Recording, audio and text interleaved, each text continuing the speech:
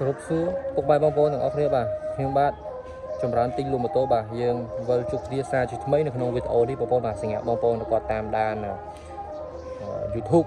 បាទមករយៈចុងក្រោយនេះគឺដោយសាររវល់បានផុសក្នុង YouTube ទេបងប្អូនបាទផុសបានតែក្នុង page ក្នុង Facebook ហ៎បងប្អូនបាទឥឡូវនេះយើងជួបគ្នាសារជាថ្មីក្នុងវីដេអូថ្មីបងប្អូនបាទមានរបស់ថ្មី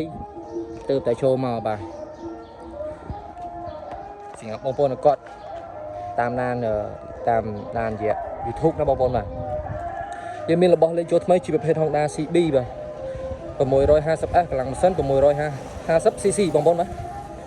ជាប្រភេទម៉ូតូអត់ទាន់ប្រើប្រាស់នៅក្នុងស្រុកខ្មែរទេណាបងប្អូនណាជាប្រភេទម៉ូតូស្អាតណាបងប្អូនបាទ4ម៉ាស៊ីនបងប្អូនបាទ4សីឡាំងណាបងប្អូនប្រើប្រព័ន្ធហ្វ្រាំង ABS មកក្រោយ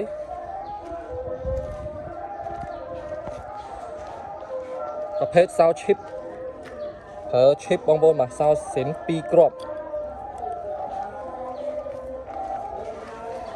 កបោនបាទកបោនធុងសាំងបងប្អូនបាទ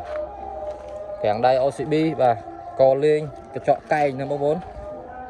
ប្លុកម៉ាស៊ីនបាទខ្ចីបងប្អូនខ្ចីយកតែមែនទេណាបងប្អូនអានេះឆ្នាំ018បងប្អូនបាទ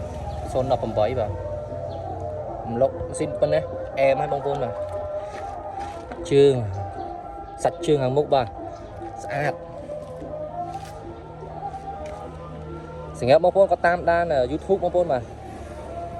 រាល់វីដេអូរបស់ខ្ញុំបាទថតបង្ហាញឲ្យបងប្អូនលម្អិតបាទមួយច្បាស់ងាយស្រួលបងប្អូនសម្រាប់ចិត្តក្នុងការទិញណាបងប្អូនបាទសំណាញ់ធុងទឹកបងប្អូនសំណាញ់ធុងទឹកបាទកយឡើងអែមណាបងប្អូនបាទកសំណាំងម៉ាស៊ីនធានាឲ្យបងប្អូនបាទសនំមិនដែលរុះរើទេបងប្អូនបាទសនំបាទស្តុកស៊ីនកញ្ចក់បាទចង្កៀងខាងមុខនេះប្រភេទ LED ណាបងប្អូនបាទដំមីទាំងភ្លើងហ្វា LED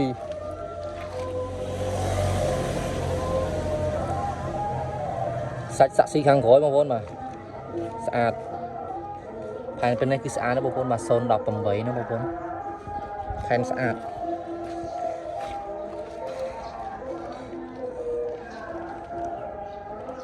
ABS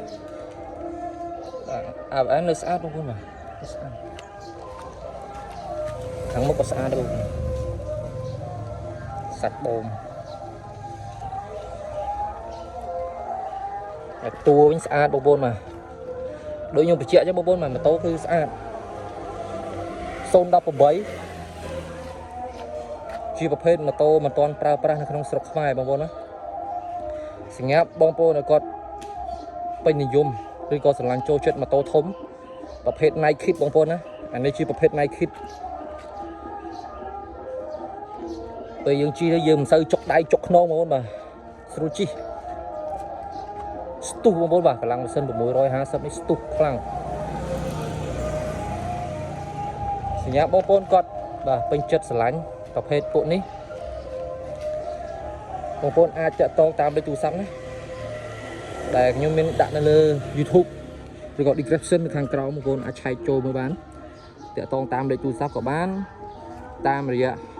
Facebook ក៏បាន Telegram ក៏បានបងប្អូនបាទខាងខ្ញុំមានដាក់នៅខាងលើនឹងឲ្យបងប្អូនងាយស្រួលតាក់ទងមក